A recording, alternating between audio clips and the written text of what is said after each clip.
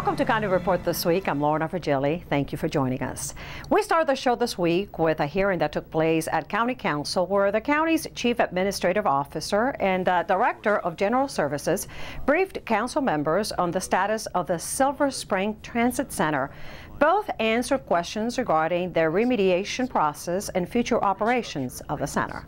This has been a collaborative effort. We think by bringing everyone together and working on strategies at the same time, by the time the actual formal contractual submission and review process has to take place, the design and strategies will be known to all the parties, and that should streamline that considerably. The effort and my intent is to minimize the amount of time required for design and review so that we can go to permit quickly and get work begun in the field as quickly as possible. MOU is operative and can't simply be superseded by a letter from WMATA. The MOU establishes WMATA's and the county's respective obligations for the construction, ownership, operation, and management of the Silver Spring Transit Center. The county will deliver to WMATA a fully functional facility consistent with the design approved by WMATA under the MOU. The county continues to honor its obligations under the MOU, and we expect WMATA to also honor its obligations under the MOU. As previously reported, the county released a report from an independent consultant which found serious problems with the design, construction, and other significant construction defects at the transit center, which compromised the structural integrity of a facility and could put users at potential risk. Remediation process is underway, and council is expected to receive another briefing on the status of the transit center in June. For many older residents in our county, transportation can be a ticket to freedom. Whether it's medical needs, grocery shopping, or just getting out to see friends, senior transportation enhances older adults' ability to live more independently. In this year's budget, the County Council is working to provide more options for this growing population. Susan Kennedy has the story.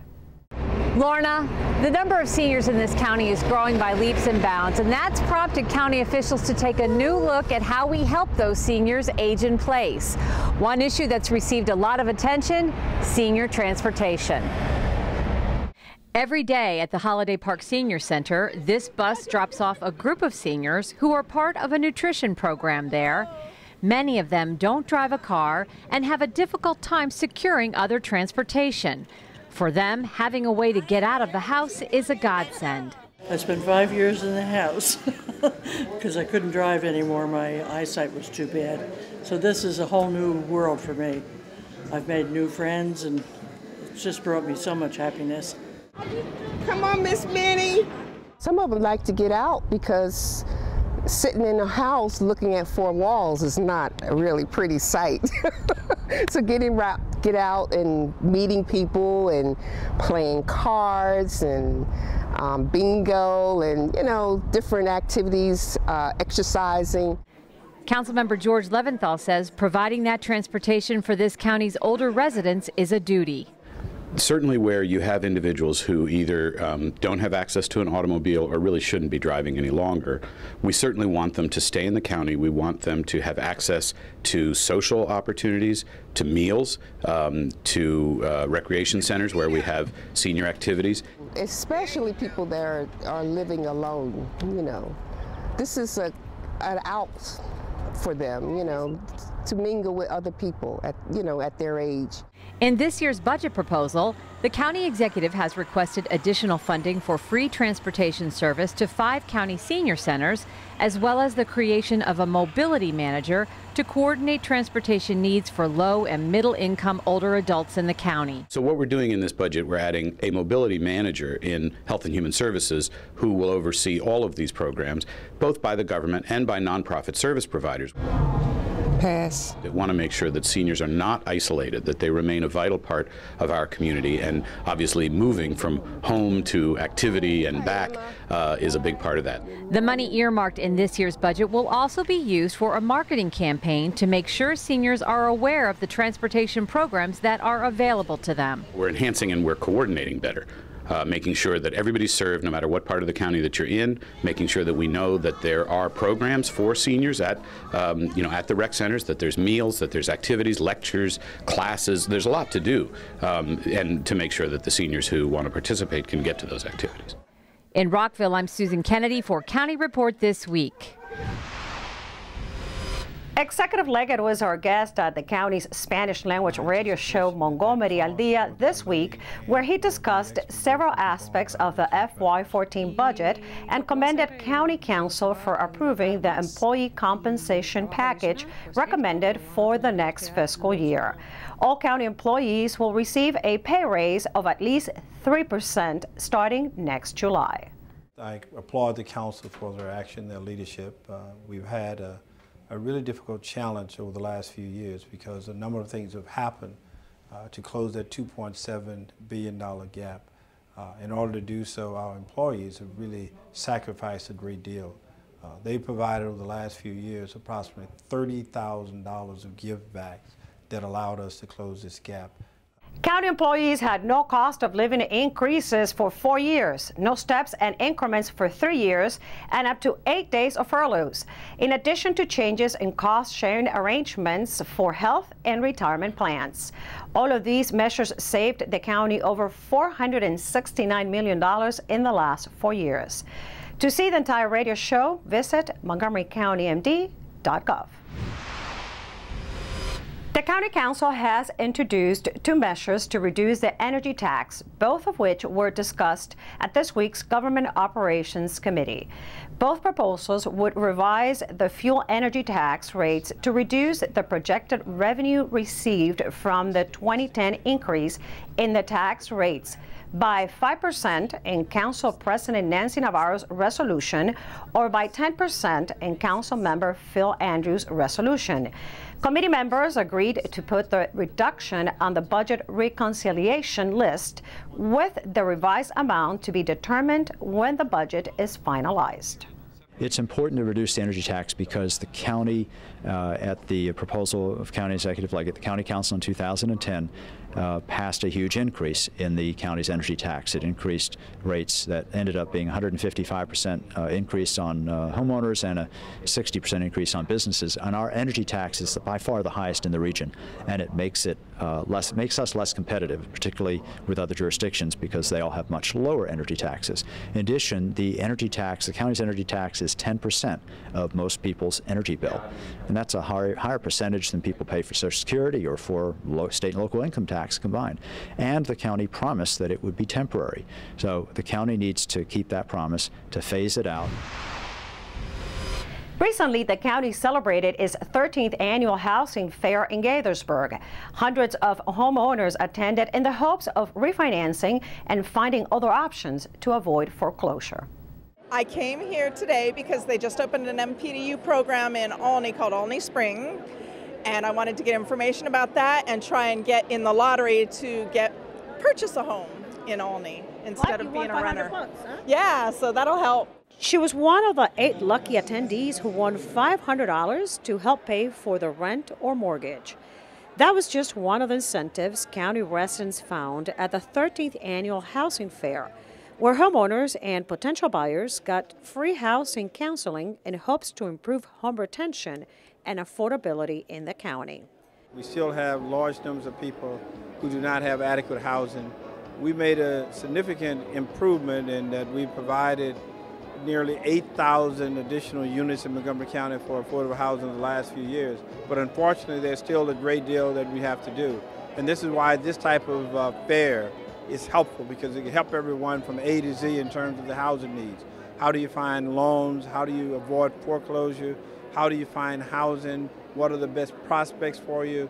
Residents were able to obtain their credit reports on site and receive one-on-one counseling for loan modifications, refinancing, rental options, and down payments. This is one of the most successful fairs we had. We had over 1,500 people. We have 95 exhibitors, and we have 8 banks who are doing mortgage, loan modifications, everything, counselors, attorneys.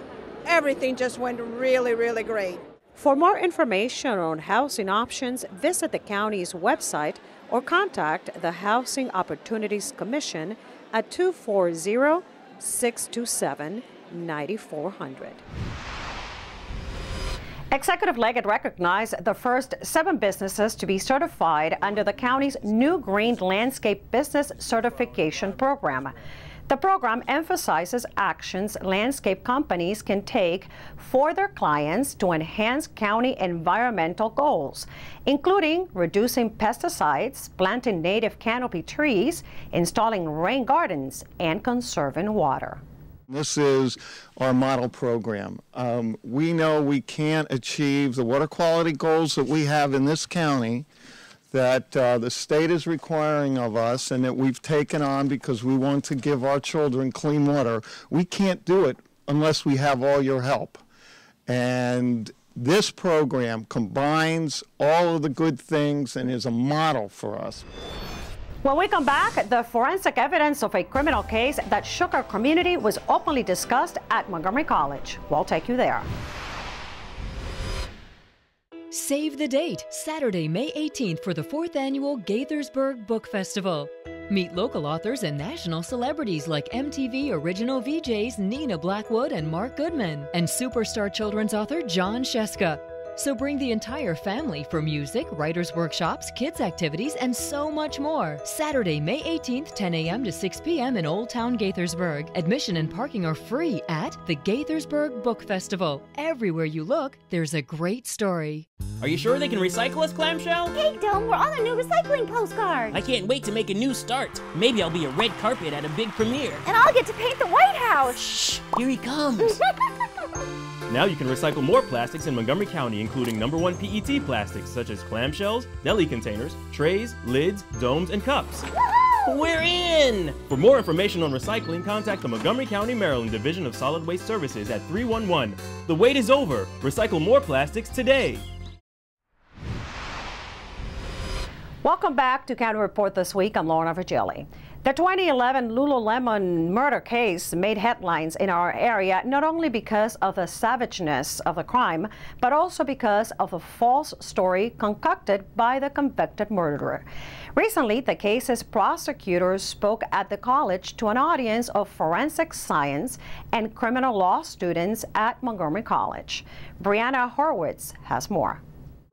State's attorney and law professor at Montgomery College, John McCarthy, successfully prosecuted Brittany Norwood in 2011, who was charged with murder.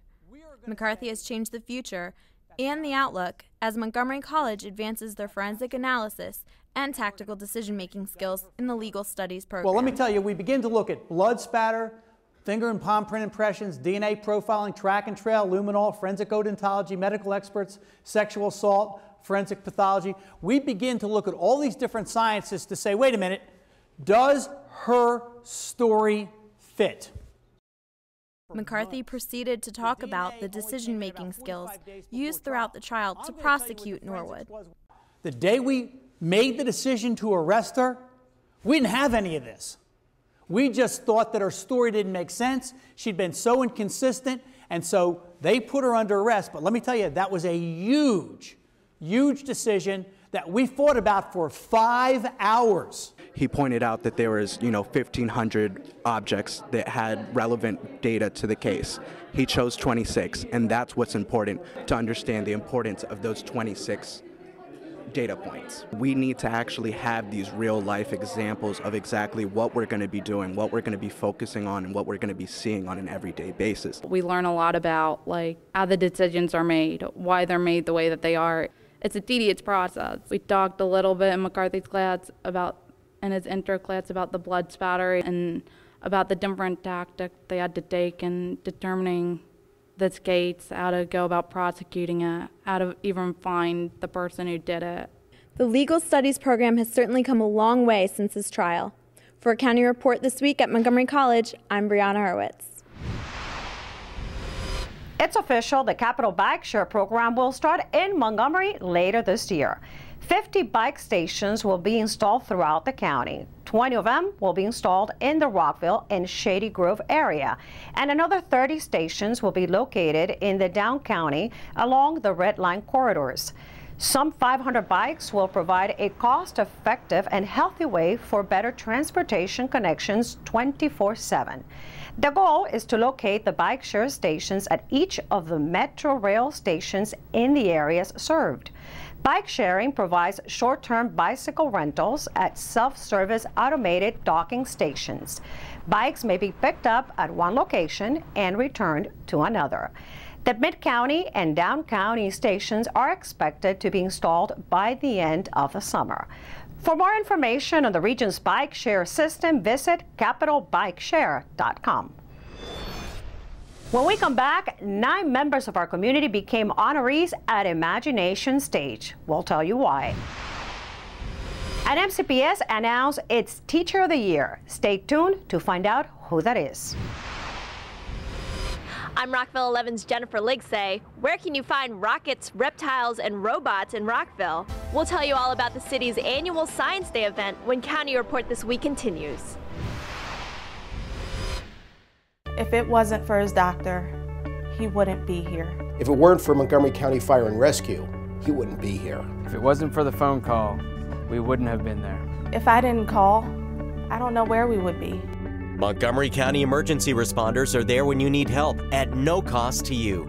In an emergency, don't ever hesitate to call 911. If you live in Montgomery County, you will never get a bill or pay a dime. So if you have an emergency, call us. We're there for you.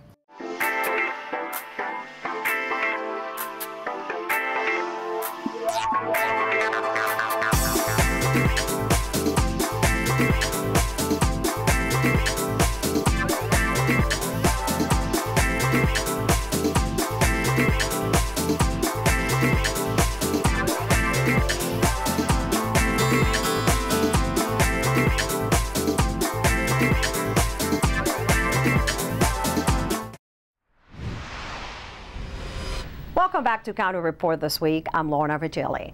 It was a night of excitement at Imagination Stage when County Executive Ike Leggett awarded 9 honorees at the 2nd Annual Montgomery Serves Awards. Odessa Shannon, Carol Trawick, and Teresa Rios Wright received the Roscoe R. Nix Distinguished Community Leadership Awards. The award honors each of them for their community service and contributions to our community. The Neil Potter Path of Achievement Award honored 2 seniors who have given a lifetime of service. And the 2013 Montgomery Serves Awards recognize special volunteer accomplishments last year made by 4 individuals and organizations. And I have been very, very lucky to work for the Department of English for Speakers of Other Language in Montgomery County Public Schools. And through that department, we have been able to educate our children, empower them to graduate from high school. And guess what? We have now a partner in Montgomery College and the universities at Shady Grove. And thanks to them,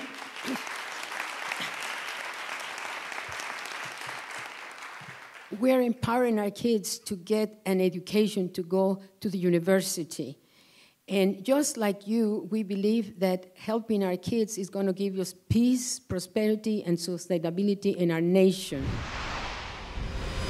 On April 25th, the Montgomery County Teacher of the Year was announced in Gaithersburg. MCPS TV has a story. We have the official drum roll. Christina Ulrich.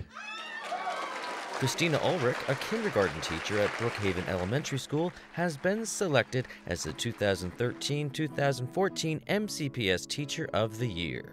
The big announcement was made at the annual Champions for Children Award celebration on April 25th. I love teaching just because it creates opportunities for kids, and just seeing the way that they grow and the opportunities that they take throughout their academic career is just an inspiration to any individual. Ms. Ulrich was one of 3 finalists for Teacher of the Year. The other finalists were Stephen Katz, a math teacher at Westland Middle School, and Dawn Charles, an English teacher at Bethesda Chevy Chase High School. I consider them the unsung heroes of our society. Hosted by NBC4 News anchor An Yang, hundreds of local officials and community members gathered at the awards ceremony to congratulate Ms. Ulrich and the other MCPS staff and partners that were honored for their outstanding contributions to education. One of the best things about this award ceremony is that we get an opportunity to reflect and look at how many wonderful teachers we have. The event was held at the MedImmune headquarters in Gaithersburg and was sponsored by the Montgomery County Business Roundtable for Education. This is our 11th year of doing this event, and we are so proud to do it because we think it is one of the most important things to recognize the teachers and staff of Montgomery County Public Schools that work hard every day. More than 40 sponsors donated to the cost of the event and the prizes for the awardees. During a reception, local leaders shared their thoughts about the Teacher of the Year winner, Miss Ulrich. She is just awesome. She represents all that's the best in Montgomery County Public Schools teachers. She's a student of teaching. She's always looking for the next idea how she can get better. She never feels she's doing enough, and that drive just keeps her getting better and better and better. Miss Ulrich will now go on to compete for the title of Maryland Teacher of the Year. If you like looking at photos, then this is a story for you. On April 22nd, Montgomery Community Media launched a photo project entitled A Day in the Life of Montgomery County. Dozens of people participated and hundreds of photos from all over Montgomery County were posted on the MyMC Media website. Sonia Burke reports. Nearly 1,000 images were emailed to the MyMC Media website on April 22nd from all over Montgomery County as part of a 24-hour photo project entitled A Day in the Life of Montgomery County. As part of the big day, Council Vice President Craig Rice presented a proclamation to the event's title sponsor. We are very happy that all the residents of Montgomery County have sent in videos and photos from their day in the life, and we really appreciate all of the efforts of the residents of Montgomery County. Around the clock, from midnight to 11:59 p.m., dozens of residents shared photos and videos of their life in Montgomery County. Photographer Phil Fabrizio was at the Bellward Farm for sunrise, and then he took more photos at White's Ferry as commuters were heading across the Potomac on this chilly morning. He visited some local businesses and sporting events, and by day's end, he was on top of Sugarloaf Mountain watching the sunset. Other amateur and professional photographers captured the morning rush hour, takeoffs and landings at the air park. They took us inside the recycling center on this Earth Day and provided a behind-the-scenes look at our local leaders at work. At noon, we even spotted a long line of women outside a popular Rockville restaurant. We were giving lunch free today to women. I came back again because it was good enough. It's worth the wait. It's just fun, and everybody, when we waited outside, everybody was talking to each other, and it was fun. If you missed this event, you can still have fun perusing the photos from A Day in the Life of Montgomery County on the MyMC Media website. And don't forget to pick your favorite images, from the ordinary to the extraordinary. Viewers' choice voting is open through May 6th. The winning photos, in 3 categories, people, places, and artistic, will be announced on May 7th. To find out more, visit the MyMC Media website. For County Report This Week, in Rockville, I'm Sonia Burke reporting. The Rockville Science Day is an annual free event full of fun for families and science enthusiasts. And our Jennifer Lixey has more. Jennifer? That's right. It was another fun-filled event as the city celebrated science once again this year. It's an event that offers a hands-on approach to science for everyone to enjoy.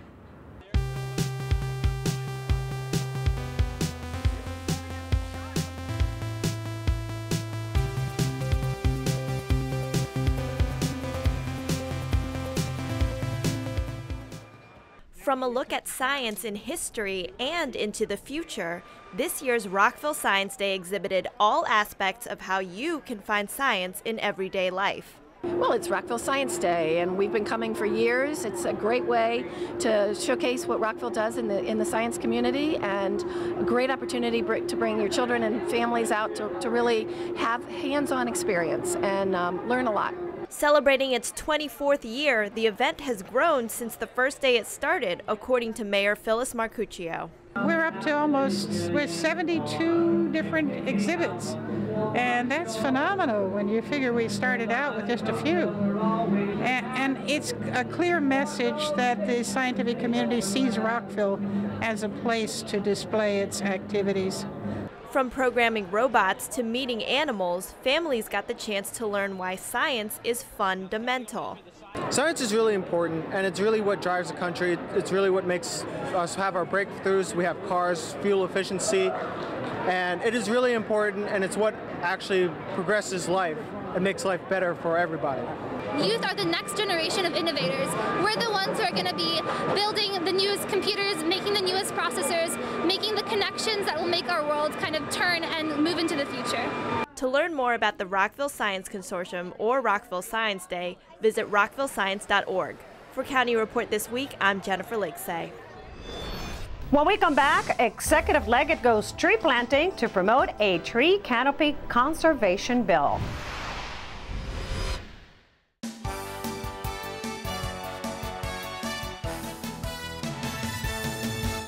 The Montgomery College math team from the Germantown campus has won the 5th annual math tournament at Prince George's Community College. Competing against nearly a dozen colleges, the MC team was given a series of challenging problems to solve and scored 29 out of 30 total points for a nearly perfect score. MC has earned 4 prestigious workplace awards: the Workplace Excellence Seal of Approval, the Health and Wellness Award, the EcoLeadership Honor, and the Diversity Champion title from the Alliance for Workplace Excellence, which promotes and recognizes excellent places to work. The Robert Wood Foundation has awarded a grant that will continue the collaboration between the nursing programs at MC, the University of Maryland, and the universities at Shady Grove. The grant helps prepare well-educated nurses for the workforce.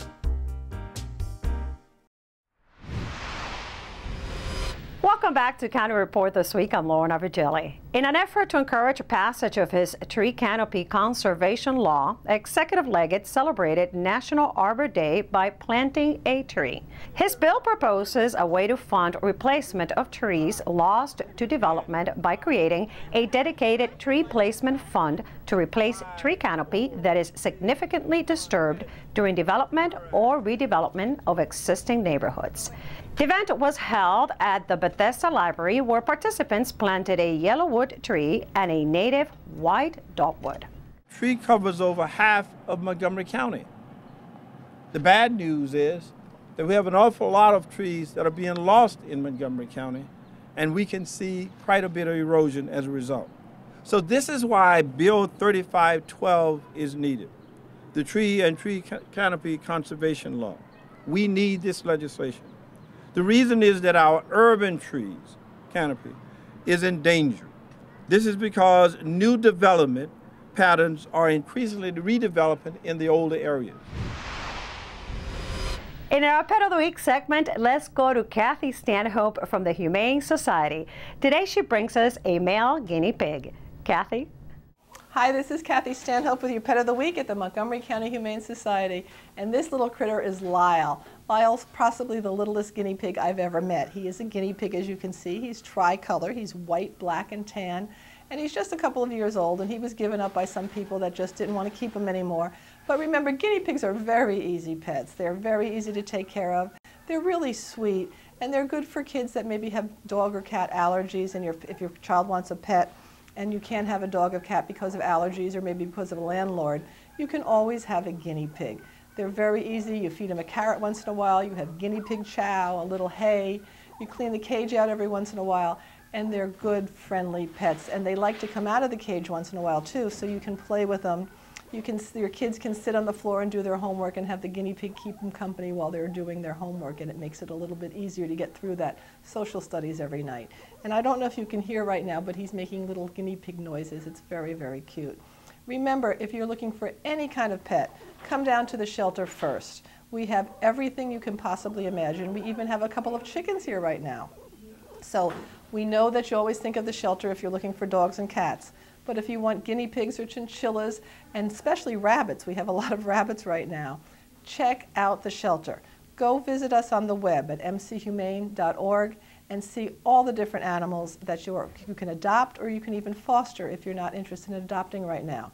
And give us a call also at 240-773-5967, because we have the animal that's right for you. So check us out. We can fix you up with the exact pet that you're looking for. Well, that does it for this edition of County Report this week. But remember, we do want to hear from you. Share your ideas on the county's new social media site, engage.montgomerycountymd.gov. And you can also like us on Facebook. I'm Lorna Virgili, and thank you for watching.